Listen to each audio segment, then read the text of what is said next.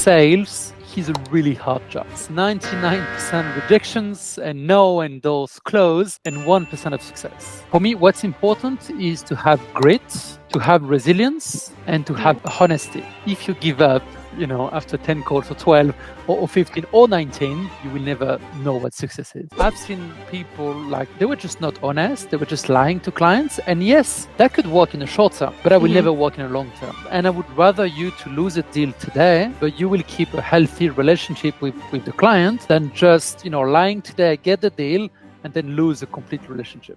Have you ever wondered what it takes to become a sales leader? How to manage a sales team effectively? How to make your team take you seriously and respect you at work? Alex Hernandez is an employee turned entrepreneur. He started off in London working at a recruitment company in the lowest rank. After just a couple of years, he became a team leader, then a business manager, and after 7 years in the business, he became the country director. In this role, he was not only responsible for the company's operations, but also for managing the sales task force where he mentored and coached more than 15 salespeople daily. After 2 years of working as a country manager, Alex decided to leave his corporate job and founded his own business, JobGather. In today's video, Alex will share what it takes to become an effective leader, sales leader, earn the respect of your colleagues, and how to transition from a corporate job to funding your own company. Can you just introduce yourself? What do you do? What is your experience? Everything. Of course. So my name is Alex Hernandez. I'm French. I'm 38 years old. I live in Madrid today, but I'm also a lot in Lisbon. And before I lived in London for 10 years, a couple of years in Paris. I've always worked in the recruitment industry. So I started 15 years ago in London working in a traditional recruitment business, really low, in a company, and went through it, became like team leader and business manager. And after 7 years in the business, I became country director, and they sent me to Paris to open the French branch. Business was working really well, but after 2 years, I decided that I had enough of Paris, and I also wanted to start my own company, and I co-founded JobGather in March 2020 during the pandemic. And today we are a 20 people company, fully remote, and I'm in charge of sales. And we basically help companies, hiring remote workers easily. Yeah, I love that. Love your journey. So what role has mentorship play in your career growth? Like particularly in your transition from country director and COO and now to like a co-founder and from employee to business owner. Did you have any mentors in sales or in your jobs? Yeah, I would say for me, my first manager always had a really big impact on me. I mean, he was, the first person that was like managing me when I started my career, and he played, big role, like a role model role, I would say, and I really learned most of the sales job, thanks to him. Then for a while, I didn't really have like a mentor figure, and that's actually one of the reasons why I quit. Not the only reason, of course, but it was one of the reasons that I didn't really feel, was supported and being mentored enough. And yeah, that probably indirectly pushed me into, okay, let's try not to be an employee anymore, but just to start my own company. And today with my co-founder, we are, I can say you cannot have like this mental element, because even though we have the same age, we have two really different backgrounds. He has worked for huge companies, and he's really helping me in a lot of aspects of my role. As a co-founder, in terms of sales specifically, he's not a sales guy, so he doesn't help me in specifics here, but in more into becoming a leader, implementing like a feedback, the feedback session that we do a lot. Learn to maybe listen more. So I can say this is where he can really help me today. So if he's not in charge of the sales, you said you're in charge of the sales. Do you have a sales team? at the company? Yeah, so today it's a small sales team because we are still a small company. As I said, we are 20 people. However, in my company before, I had a team of 40 people, 40 sales people. Yeah. Oh, okay. And I think that's a good transition to the next questions. When you were coaching or mentoring your sales team, what qualities did you look for when coaching? And how did you help your team reach their potential? How did you manage them? So when I was working this big sales team, but even today, even if the team is smaller, I'm looking for the same qualities because sales is a really hard job. It's 99% rejections and no and those close and 1% of success. However, the 1% of success makes it for the rest, you know. So it's a really hard job, and I really believe people don't realize how draining the sales job can be. Because I was a salesperson myself, and I still am today, you know, in my company. So I really get it. For me, what's important is to have grit, to have resilience, and to have honesty. That's for me three qualities. Grit and resilience. I think it's quite, you know, easy to understand why. Because, you know, you can have 19 no's and the 20th call will be a yes. If you give up, you know, after 10 calls or 12 or 15 or 19, you will never know what success is. You know, that success will come after a lot of rejections.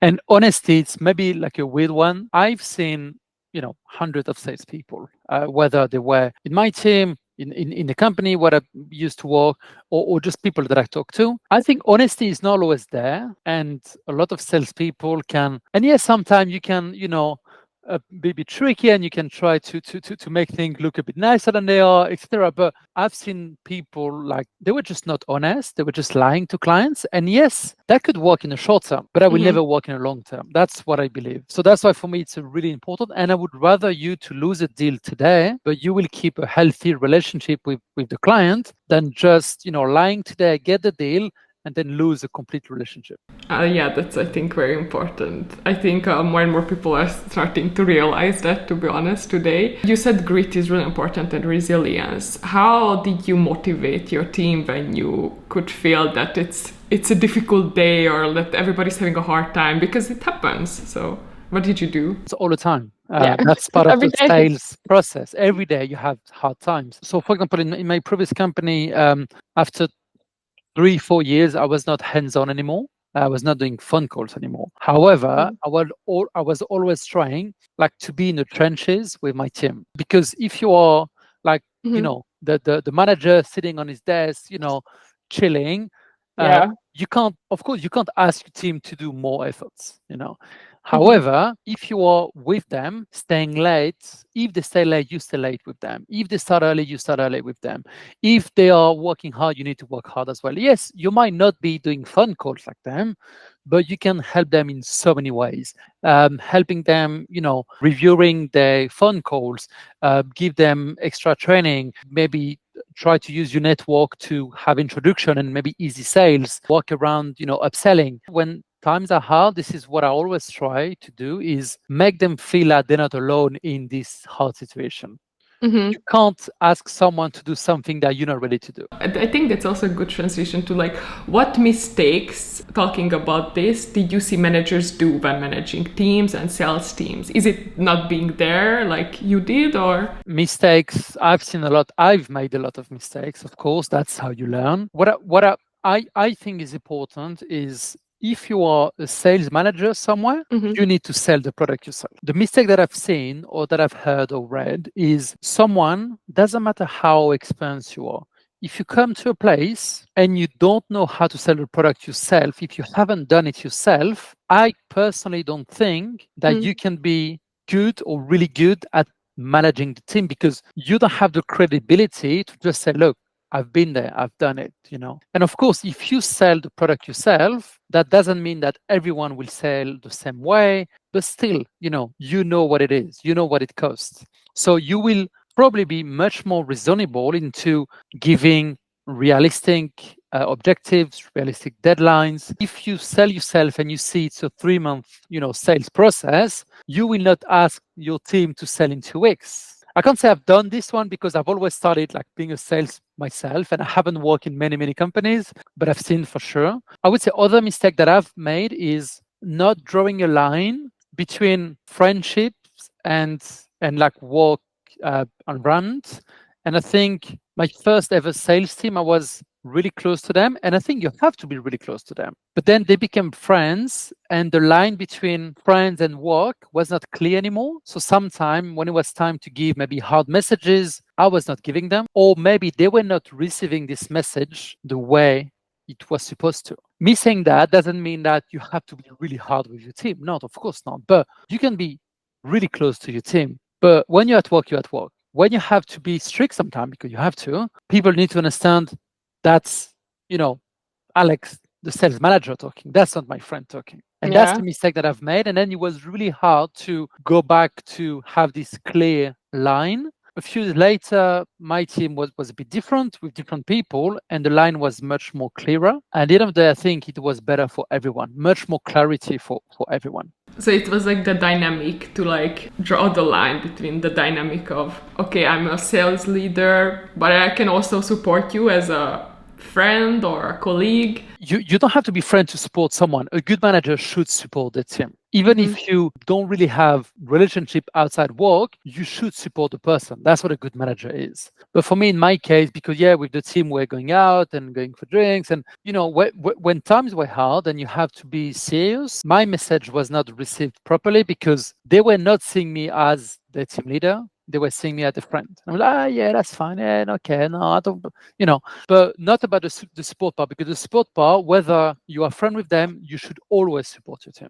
And how can you do that in a remote setting? Now, to just talk a little bit more about the company, your company. It's really funny, this question, because my company, we are all fully remote. We have people. So I'm in Madrid. We have people in South America, in India, in Norway, everywhere. I actually don't think it should be a difference between managing a team remotely or on site. However, what I think is most managers are not really good. When you manage a team on site, it's probably easier to hide bad managers on site than in a full remote environment. And that's actually, it's a small, thing that I want to say. That's probably why a lot of managers want their team back on site, because they're probably not good managers and they don't know how to manage them properly. And when they're on site, you can see them. Some people can pretend to work, but you can see them. You probably feel powerful to seeing your team on the phone, being physically in an office. Being a good manager is hiring the right person, understanding and being aware of what you need, what you really need. You don't need a superstar who just came from Google or whatever company. Maybe you just need someone who just finished the studies, So being aware of what you need, training that person, but training the person is not once when they start. Training the person and coaching the person is all the time. That's why, for example, when a new salesperson starts in my team, I usually don't like to do a lot of training the first 2 weeks. First, because I think it's way too much and people just forget everything. But it's always training. And of course at the beginning you need to train them on a lot of different things, and then depending of where the weaknesses are or where you think they could improve, then you will tailor the training. Good manager for me, truly caring about the team members. And of course in a non-site environment, one day you arrive in an office and you see the person is really pale, or the person you can see has been crying. You will see, and you will probably come to the person, okay, what happened? Maybe something really bad happened, maybe whatever, In a remote setup, you don't see the person that much. Yes, you do video calls, but it's not, you don't see the person, all the time. So I think you need to create an environment of trust where the person can feel good enough to tell you about themselves in a personal note. Of course, I was saying careful the line between friends and work, but still you don't need to know the personal life of the people, but the people should trust you enough to come to you when something's wrong, because maybe you have an amazing day today, and maybe your team member just lost their grandmother, whatever, and of course you need to know that. You need to adapt yourself and maybe give that person a day off, or maybe just look, I'm not going to bother you today, what, do what you can, and we talk tomorrow. So I think that's really important to really create this environment of trust with your team member. And you need to know what motivates them. And that's a big learning that I made across my years as a sales leader. Is some people just want to earn more money. They don't want to earn money just to have money. They usually, they want to spend money in to be traveling, could be buying a Rolex, could be whatever. And it doesn't matter, actually. Even if you think it's stupid, it doesn't matter. But you need to know what motivates people. For example, in my team before, I had a guy, what he wanted was traveling. He just loved traveling. So the incentives, and when you were asking earlier how to motivate your team when times are hard, I was preparing different incentive depending on the person. That person loved to travel, and I was saying, okay, if you are hitting that numbers, next Friday you're going to be off, and I'm going to pay you a flight to a city in Europe for 3 days. For example, if another person has a different need, or maybe they want to send money to their parent, like really whatever, it's important to know, because you will not motivate people the same way, because everyone is different. And you also need to know what they want for themselves in life, in their career. Because for me, for many years, and I think that's a mistake many people do, is we see a career evolution with so like a career promotion with becoming a team leader. Becoming a team leader, it's so hard. Managing people is so hard. And some people just don't want to manage people. And for many years, I thought they had no ambition and they didn't want to grow in the company. Until I realized, talking to one of my team member, it was like, look, for me, I'm a salesperson. I'm an account executive. I'm really happy like this. I'm really happy on the phone doing my deals, and I don't want to manage anyone. And for probably 2 years, I gave that person trainees, interns, people, and it never worked. And I realized that was my mistake, because that person had zero interest in managing someone. For me, I became a team leader because I wanted to, and because I love managing people. But then I came to understand that some people don't like it, and that's fine. Can you give me red flags of a toxic sales leader, or like a bad sales leader or team leader in your opinion? Like, how can people recognize that, he's not really doing that well of a job managing us? My first, so not my manager, I mentioned he was a really good mentor to me, but at that time we had a managing director who was, I think, the most toxic person you could get. Sometimes I just wonder how I just stay like this. When people were not on the phone enough, he was, for example, closing the kitchen. He said, no one's going to get some water, or you can't get your food. At a time, back in the day, we had like fixed break times. It was like no breaks. He was removing the chairs because he was like, okay, now everyone will be standing up, because when you stand up, you do more sales call. I don't want you typing on your computer. I just want you to do sales call. So all the chairs were to remove, and you couldn't sit on it. What he created is 90% of the new hire were quitting after a week. He was firing people for no reason. I mean, he was in the UK. In the UK, you can fire people more easily than in France, for example. Yes. But you were late 2 minutes, fired. You didn't have your tie, fired. Yeah, like crazy. So that's just some example of a toxic manager I've seen. Again, a manager not leading by example, for me, is not a good manager. And again, a manager asking something that he or she wouldn't do is not right. Is not right. Yes, targets are important, company numbers are important, but at the same time, you need to give people a right, like a work-life balance, because if people don't have a right work-life balance, they will lose motivation, they will probably quit, and you would just lose much more. Now we can also get into the more practical, I guess, questions if you want. So when you were working in sales, how did you align your sales team's goals with the broader business strategy? Basically, so when I became a manager, I was involved in like the whole strategy. It should be like a two-way communication. The directors at the time, when I was not a director, had goals and objective and targets, okay? And then they were sending that information back to me. But at the same time, I was also always, in a way, protecting my team with unrealistic targets, because you see that a lot. Directors, they haven't been on the floor, like on the field for so many years. Sometimes they have the pressure from the stakeholders, and the targets can be insane. For me, my role was to be like in between and make them understand, okay, that quick example, when I was working before, I was in charge of the French and Belgian market. The margins that we were doing were probably 30% smaller than the margins in the German market. That's something to take into consideration, for example. And when they were giving me targets, for example, the same as Germany, I was like, yeah, but one thing and that's just how the market is. If we do targets, a margin 30% lower, you can't expect to have the same numbers as, the German team doing 30% more margin. So that was my role, to really manage expectations. Of course, my team, they were asking for low targets, of course, and we need to do more. And the management were probably asking for high target, and it was trying to play the referee in between, to make it realistic and to make it achievable. Because if I go to the team with really high target that I know they can't achieve, you just kill the team. You lose the motivation. They know they will not get the commissions and they will leave. Same for the management. If I go with them with really low objectives, it was like, why are we even hiring you? Why are we having you if you just want to do low target? You should be more ambitious and bring. So it's all about being in the middle and try to find a reasonable, agreement, I would say. I have one last question, which is, what is your advice to people who want to go from an employee position to a co-founder and doing their own business, kind of like you do? And why did you do it? And just what's your advice to people who want to make the jump? Don't do it. No, I'm joking. I always say starting my own company is the best and the worst idea of my life. For me, I'm really, really happy. It's been 4.5 years. The company is still here.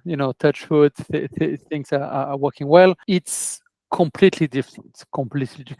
And having a good idea is not enough. For me, I think I couldn't start my company alone, and I couldn't start my company without any experience. When I see kids out of university starting their company and making it really successful, I'm like, wow, well done. Because for me, I really feel today my actually a bit less, 10 years experience that I had before really helped me, because I've made mistakes, but I was an employee, so that was not my money. When I was missing a deal, I was not, when you start your company, that's your money on the line. You have to do everything yourself. Being an employee is easy. You don't have to worry about much, When it's your company, then when you have employees, you have people's life at stake, For the first 2 years, our salary, my co-founder and I, was zero. We didn't pay a cent for the first 2 years. Now we're getting paid a bit to cover the expenses. We were not rich, But when you're an employee, I was earning 6 figures salary. That was really hard.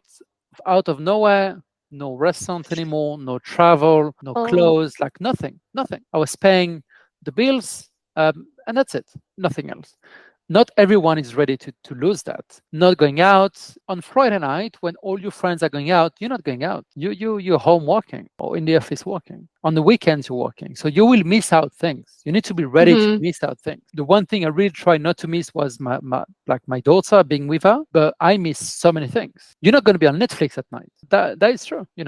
Yesterday until 11 p.m. I was doing interviews because we're hiring people in South America. We don't have a recruiter internally. I was doing the interview myself until 11 p.m. yesterday. And then I had a lot of admin until an hour more. And now after 4 years, not every night. But for me, the first 2 years, it was every night. I don't listen to people on LinkedIn saying, I became a freelancer and I earn 10K a month. That is not true. Nothing is easy. Don't think that you're going to become, you're going to create a training and sell it on LinkedIn and earn 10K a month. That is not true. Or people saying that are lying, because nothing will arrive overnight. What you need is hard work. Of course, it's a good idea. It's a product market fit, and it's an amazing execution. But when you can have an idea, just be aware that 1,000 people already had the idea. And are you going to be the best out of 1,000? If you're not going to be the best out of 1,000, you're not going to succeed. If you're not ready to lose your Friday nights with your friends or your Netflix session with your girlfriend, just don't start your company. Stay an employee. That's going to be much more easy. And that's fine. People can stay an employee all their life and be the happiest people ever. But if you're ready to make, to lose that for the first few months, first few years, it's an amazing experience. Thank you so much, Alexandre. It was super insightful. I feel like I learned a lot. And do you want to just Tell us, everybody, where can they find you and just your social media so that people can check you out. I only use LinkedIn, but it's Alex Hernandez on LinkedIn. I use a lot LinkedIn, so I just share tips on how to get a job and stuff like this. So you can follow me or add me, of course. Do you want to say also a couple of words about JobGather, or if people want to use it, because there are more and more people who want to work remote? So JobGather is a free platform for candidates. So if you are looking for a remote job, we only focus into remote jobs. You can just go like onto JobGather, you create your profile, you basically tell us who you are, what you want, and our algorithm, we just tell you which roles are like the best for you, where you have the highest chance to be interviewed and of course to be hired.